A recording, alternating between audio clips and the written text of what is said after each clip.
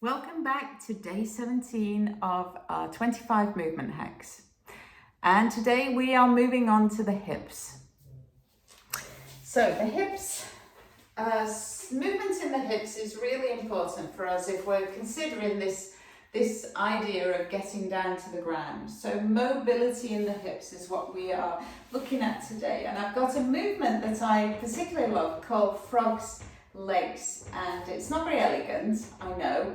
But if you begin with the feet wider than the hips, and I'm leaning back onto my arms, but trying not to sink too far into my shoulders as I do. Turn the knees out, feet out, and then slide the feet away from you. Turn the knees in, feet in, and then slide in.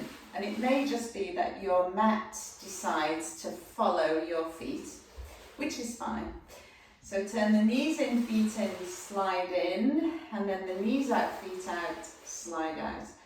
So what we notice when we do this particular movement is really here at the top. The transition from the inward to the outward rotation in the hip joint is where the magic happens. And rotating out at the hips, and you might feel that it's a little bit gnarly here at the top, but for the most part, the more that you do this, the better it will feel.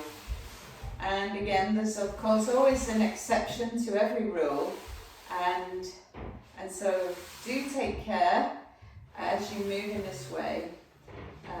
Hip joint replacements, artificial body parts are not always going to respond like your own original body part, and so do bear that in mind if you've got any replacement parts on your person.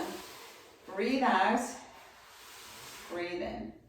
And I definitely am noticing that this is beginning to feel a little bit more free, a little bit more lubricated in the joint.